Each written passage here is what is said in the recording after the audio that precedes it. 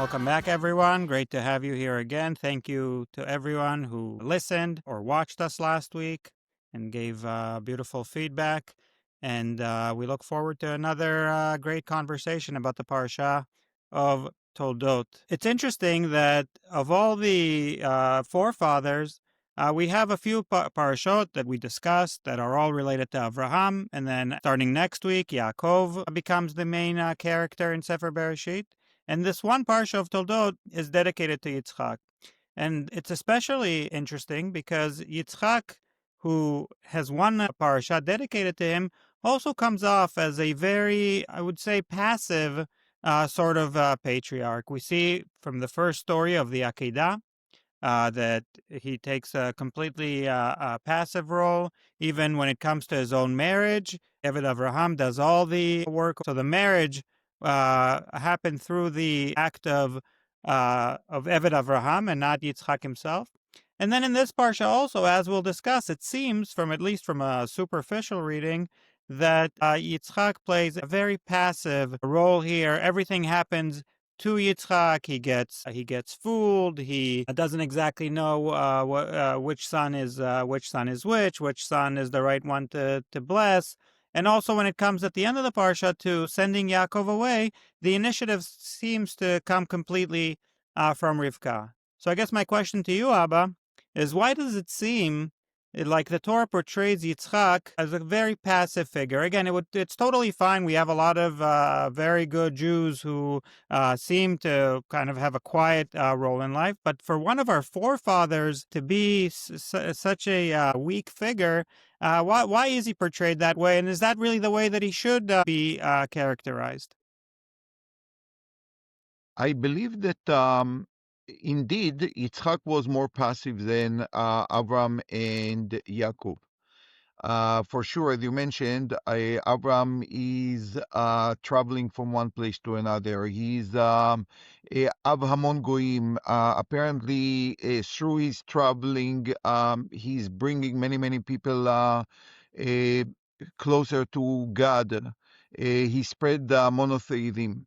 Yaakov is maybe the most adventurous, so to speak, forefather, because his life from the moment he was born and even before, he's struggling, he's fighting, he's moving from one place to another, he's running away, he's coming back. Yitzchak is a person that indeed, at least according to the Torah, you have basically 1.5 chapters telling about his life. And it might be that we misread actually the main role of Yitzchak, who was, by the way, the first Jewish child. And maybe this is a key to understand his role in the three Avot, the one in the middle. And I think that the key verse to understand Yitzchak is what the Torah is telling us in chapter 26, that there is a hunger, a famine in Eretz Israel, in Eretz Canaan, and as Abraham, Yitzchak is on his way to a place that no hunger, Egypt. And Hashem stopped him. וירא אליו השם, ויאמר אל תרד מצרימה. You, unlike your father, cannot go to Egypt. Shchon ba'aretz asher omar elecha. You have to stay here. And to me, this pasuk is maybe the title for Yitzchak and the key to understand his life. Hashem promised Abram the land, but promises has to be secured. It does not mean that Avram is not going to do anything and to get the land. He's going to work hard. Last week we spoke about purchasing Me'arat HaMachpelah. Although there was a promise, if you don't do something to fulfill the promise by itself is not going to yield what even Hashem promised you. It's a partnership between you and Hashem. Hashem promise you, Hashem will help you, but you have to do everything in order to fulfill the promise. So we see that Abraham is purchasing Me'arat HaMachpelah. We have a whole land, and someone has to secure it. and this is Yitzchak. Yitzchak is the one that is responsible that the promise of Hashem to Abraham, that he is going to have the land, it's going to be secured, it's going to be settled, fields are going to be under the supervision of Yitzchak. And that's exactly what Yitzchak is doing. And therefore, he cannot leave the land even for one moment. And his life is indeed unadventurous because he has sole purpose in life to make sure that the land of Canaan that was promised to Abraham and his descendants is well kept.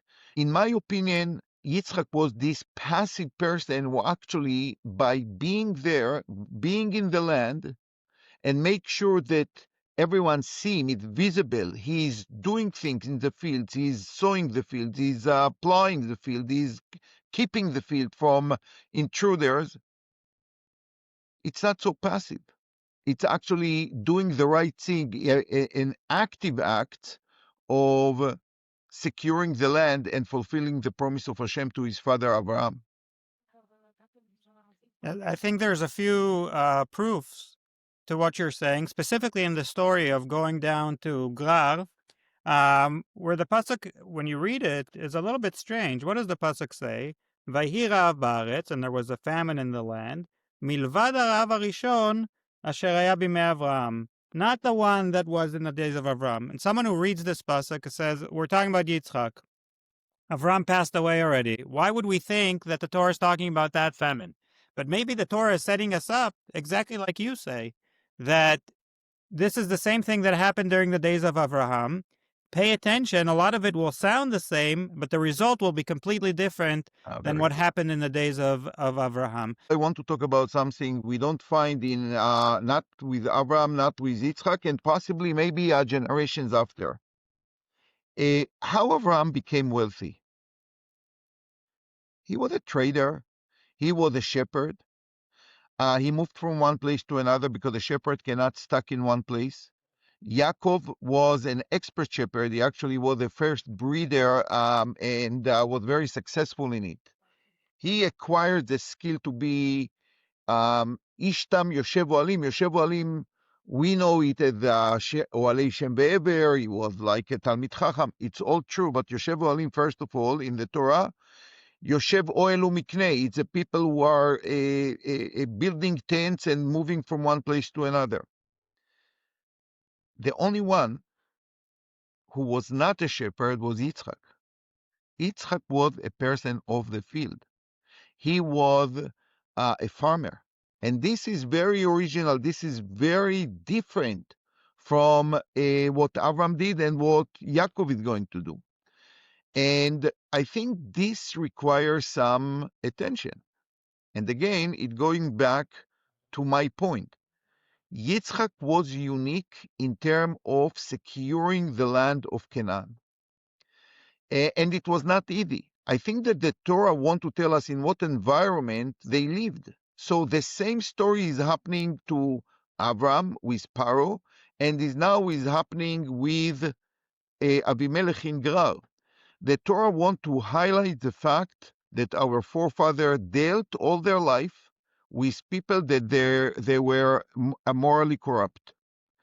And yes, they had to protect their wife because power in this world meant that I can take whoever I want. And remember, even in Parshat Bereshit, Yair, the Torah is telling us about the Giborim who came and took women as they wished, as they wanted. There was no restriction for them. And this was exactly the situation still in the time of Abraham. If you take the Gibor or the ultimate leader, Paro, or Abimelech, who was the king of Gerar. So both of them had to deal with this kind of people. And each one of them knew that in order to protect his wife, they have to do something, to cheat them, because if they would not, if they would be naive, they will lose their wives and afterwards the entire family. So it's not just repeating the story. It's showing you the atmosphere that our forefathers worked in. And this is very, very important. There was Egypt, there was Grar, but actually there was no different in the structure of power.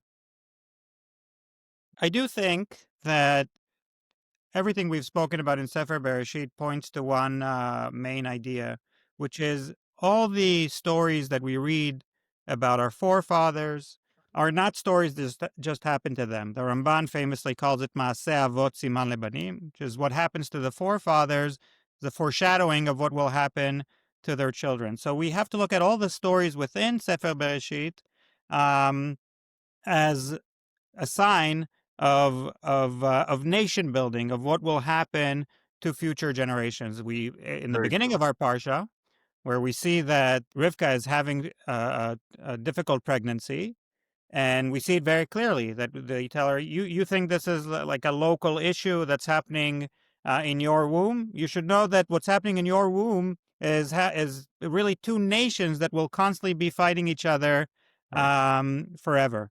It's a microcosmos for everything that is going to unfold from now on.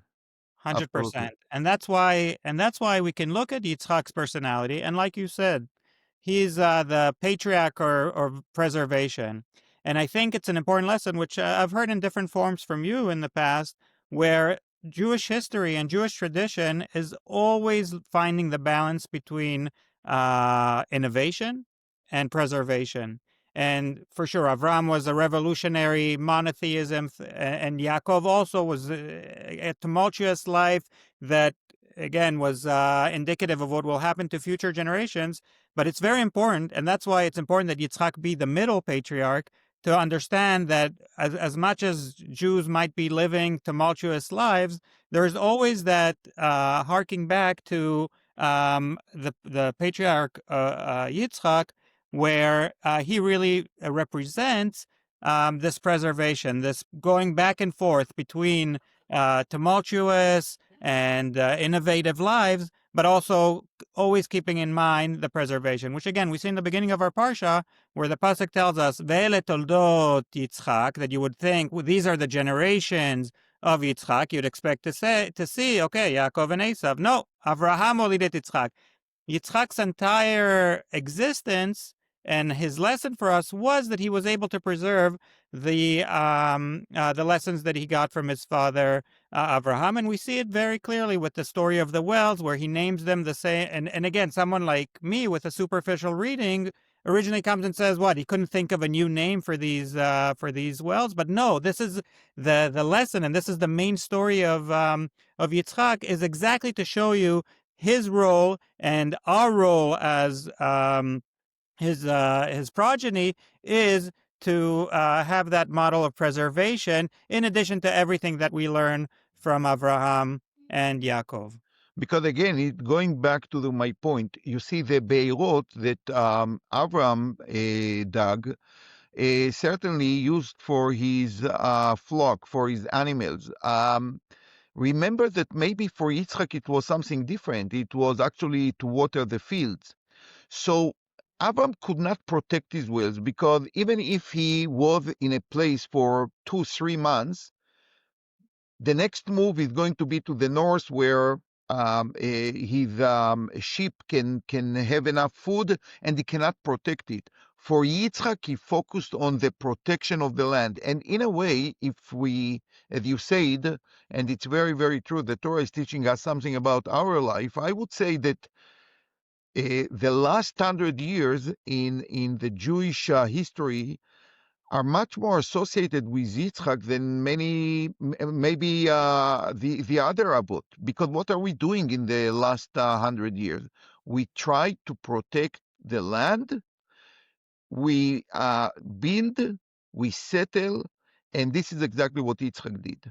Unlike the Avot, where, as I said, merchant and they moved from one place to another, they made lots of money with their herds, and Yitzchak, no. Yitzchak was in one place that maybe, by the way, until Hashem gave him an unusual bracha of Mea Shearim, he maybe even lost the wealth of the family.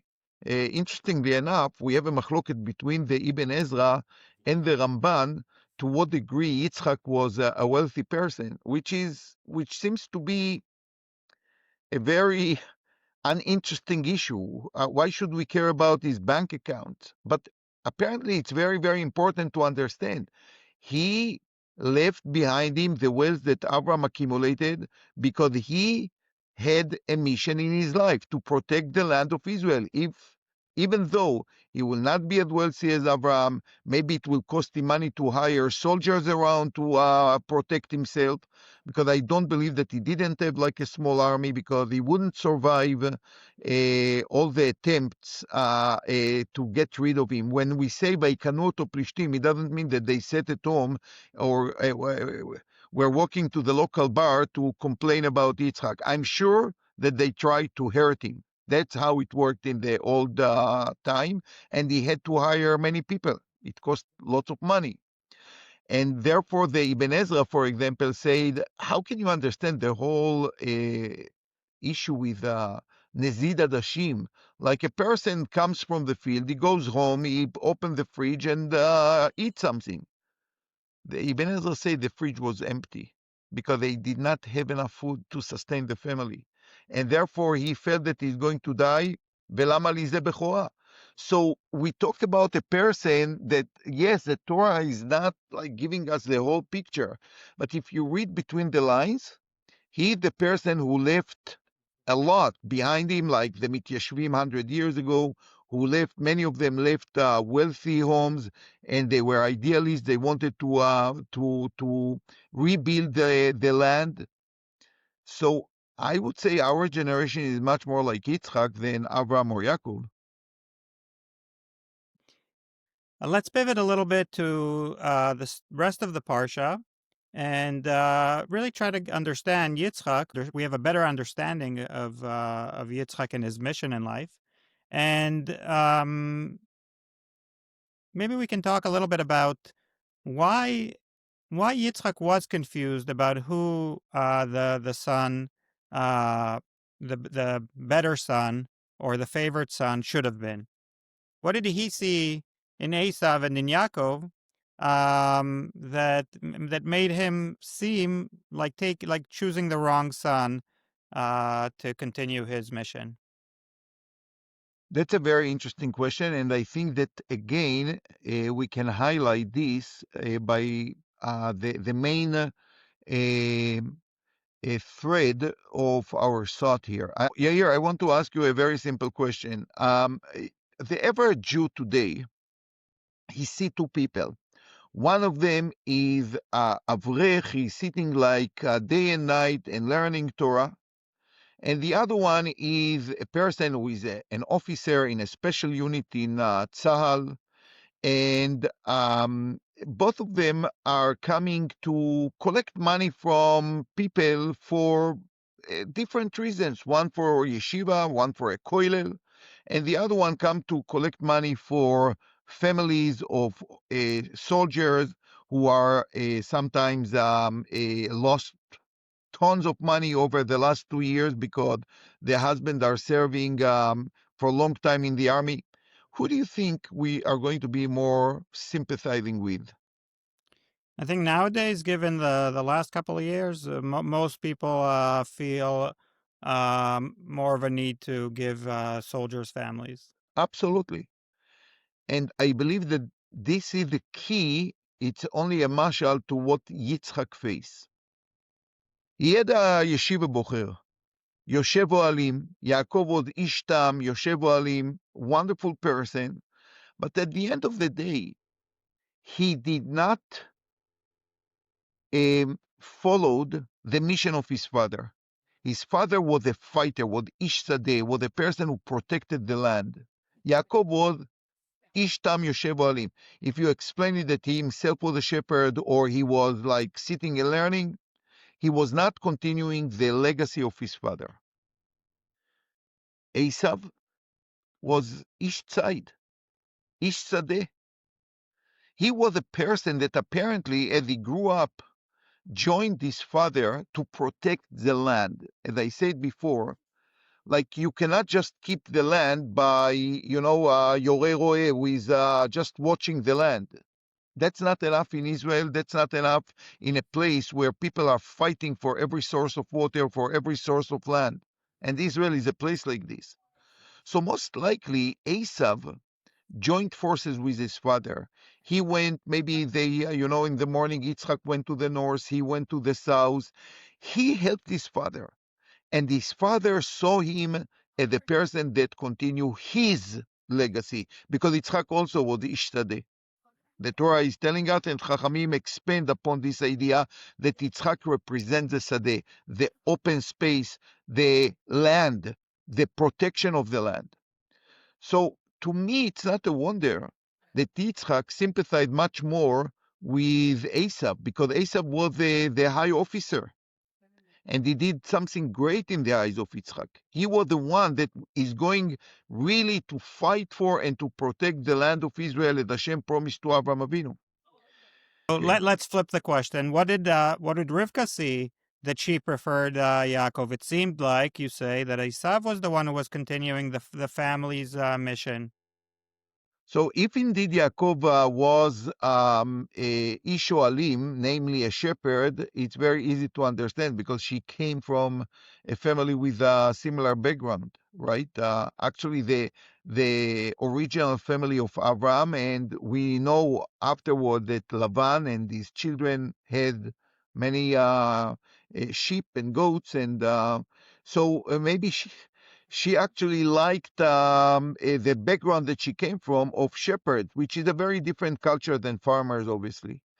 Um, it's very, very interesting that we have the mitzvah of Shatnez, and two thinkers came to the same idea. One was Rav Kook, and the other one is a thinker, maybe not a Torah commentator. His name was Zev Jabotinsky. I know that many people don't know that he was a great thinker.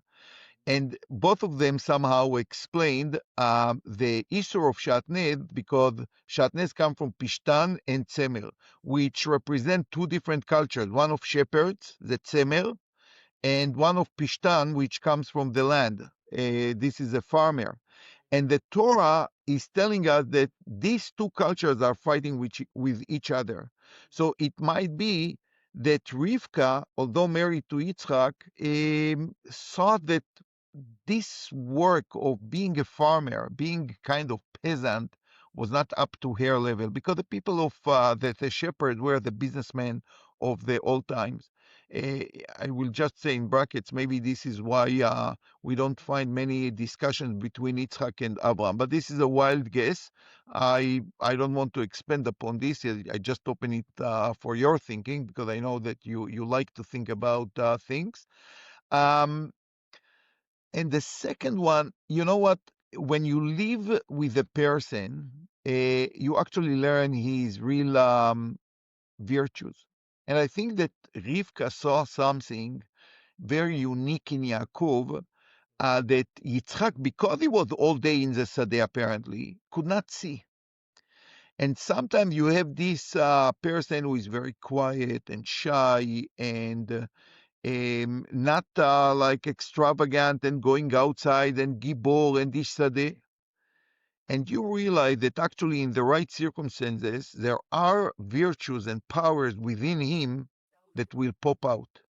And apparently Rivka sensed that actually, although Yaakov did not have the opportunity to show his virtues, it will come up. And she was right. And she was right. Yeah, I do want to point out that the Rav Hirsch says almost the opposite of everything we've been saying tonight. And Rav Hirsch, to me, has a shocking amount of criticism about Yitzchak and Rivka's parenting, that they were trying to raise their kids the same way. And the truth is that each of them needed their own. And you, as someone in chinuch for many, many years, will, of course, appreciate this, and probably already know this, Rav Hirsch, that the fact that they were trying to raise them the same way is actually what caused Esav to quote unquote go off the derech. But in terms of this idea, he says here that actually Yitzchak, who he has a more of the original understanding that we had, that Yitzchak was kind of not such an active character. He saw in Esav something that he could live vicariously through. That he thought his shortcoming was indeed that he was passive, and therefore that's why he loved Esav, because Esav represented what he himself wasn't. And it was the opposite for Rivka. Rivka, who was used to Lavan and Besuel, she when she saw Yaakov, she said, "This is like the opposite of what I'm used to." So she was very attracted to that side of Yaakov. So a little bit, again, this just shows that in Sefer Bereshit, different commentators can see the exact same story and actually take the opposite viewpoints of what was actually happening there, which is exactly what we've been saying all along with about our conversations here, that there is no right way to read Sefer Bereshit, and this is just a springboard for conversations for anyone. What do you think about that? I think it's a great comment, very, very important one. And indeed, I knew the Rashar Hirsch, and I use it sometimes in my Divrei Torah, especially when you have a family with two very different brothers. It happens sometimes. And this is my favorite piece of Dvar Torah to say. But it raises a very interesting issue that many, many times, like, I think about what is the egg and what is the chicken, like the hen? Like, is it like, first of all, the Rashar Hirsch, for example, in this case, had this idea about parenting of two different children, and then he applied it to the case of Yaakov and Esav, because actually the Torah is not telling us exactly that they, their parental method was different with each other. He just like speculate on it, that they try to have the same. Or he read the Torah, and in order to make some order in the story, he came with this idea. And I have many, many times the feeling that commentators bring with them their experience, their what they saw throughout life. I think Rashi himself said in one place that the best commentary is the commentary that comes from within you. Like, you saw cases in life. I think it's a Rashi or maybe Rashbam in the Parsha of Vayeshev that say we are a commentator of Torah, and many, many times we understand the stories by our own experience. So this is very interesting what you said, because this is an example that I will ask myself, like, okay, what preceded what? Was it first the idea and then he applied it to this, or maybe it was a parsha, and in order to understand it, he came with this idea? And my heart is leaning to the side that many of the commentators, when they come to a story, they already have their biases or understanding based on their experience, and from there on, they will reflect it to the story. I think it's probably a lot of both. In many cases, they wouldn't just say an idea, and you can go to certain communities where you'll say, okay, this person really had something and he stitched it on top of a story and kind of forced it in. And I think with time, as as we gain experience and hear things that are honest and things that are intellectually dishonest, you can tell which came first. And the fact that about the Rashar Hirsch we're asking this question, I think already gives enough credence to what he's saying. Absolutely. that we have to ask which came first. And again, both answers probably are right, but I don't know that it matters. It's an interesting intellectual exercise, but as long as it fits into what it's saying and the lesson is a true lesson, I think it remains an exercise, but the lesson stays the same lesson. It's like when whenever you say a story and people immediately, what's their first question? Is it true?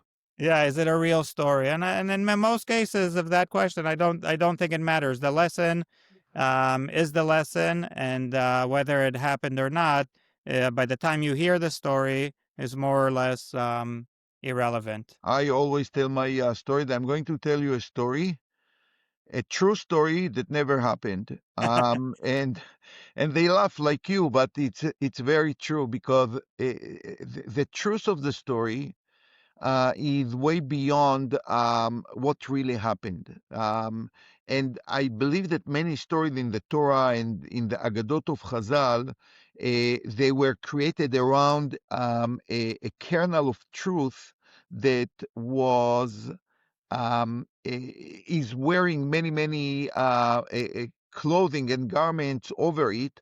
But what Chazal wanted us to know is not the story and the details of the story, but like the truth. What is inside the story that we can take home with us? It's a pleasure, Abba, discussing the Parsha with you.